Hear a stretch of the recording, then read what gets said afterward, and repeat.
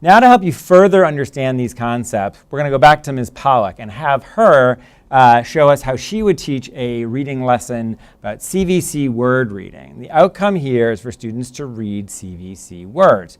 CVC means consonant, vowel, consonant words. They're words that have three parts to them, a consonant, and then a vowel and a consonant. A word like jot, like stop and jot, jot, would be a word that has a consonant, vowel, consonant structure.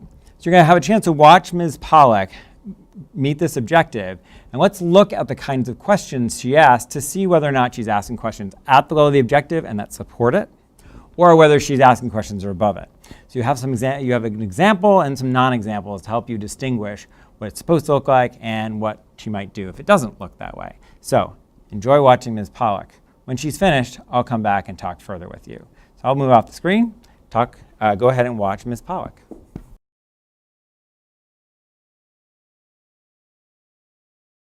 Let's look at the first word. I'll say the letter sounds. D, a, d. You say them with me. D, a, d. Let's read the word. Dad.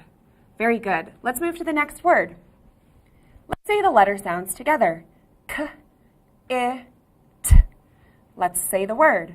Kit. Very good. Now you try saying the letter sounds on your own as I point to each letter. L, A, G. And let's say the word. Log. Very good. Last word. You say the letter sounds and then you read the word. P, N, pen. Great job.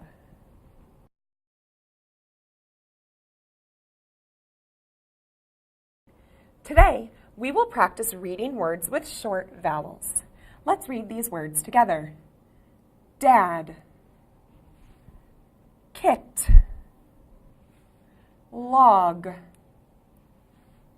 Pen. How are these words different from the words we just read? You're right, they don't have short vowels. Let's practice reading these words together. Name. Home. Can anyone else think of another word that does not have a short vowel, like name and home? So our first task is to determine the level of Ms. Pollack's objective. So what is the level of this objective? I'd say this is application. Ms. Pollack is asking students to take information they've learned about the pronunciation of CVC words, which is knowledge, and to apply it by putting together the CVC words. So to start, what did she do? She had students follow her in reading the word. She did k, I, t, and then she had students repeat this activity with her. So when she's doing that, she is supporting the learning. All the students are doing is having to repeat her. So that's a remembering level activity. That's supporting the use of the CVC structure. By the end, you see the students doing it on their own, and she's simply pointing at the letters, which means the students are actually at the level of the objective. So did Ms. Pollack have an activity at the level of the objective? Yes, by the end. Did she have things that support the objective? Yes, at the beginning. So now let's talk about the second example. The second example, Ms. Pollack jumps right into just reading the CVC word. So this is an application level objective. She did application. She used no questions that supported that. She didn't ask students to do anything at the foundational level for that. She simply went right to reading CVC words. And perhaps it's appropriate for some students in some contexts, but often you want to provide questions that do support, or give instructions that do support the level of the objective, or at the level of the learning outcome. Now, let's talk about the end part where she gets into name and home. She gives students examples that are not at all related, and that is potentially problematic since it's not her objective. Moreover, she asks students to analyze the word. She asks them to look at name and home and to tell her something that's different about those words. So it's an analysis level activity. Analysis is a level above application.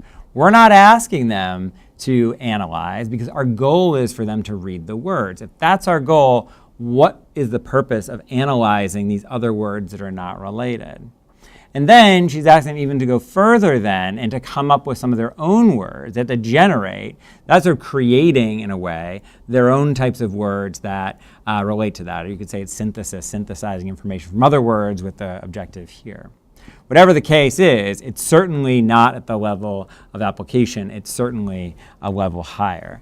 And so as a result, that example shows a problem.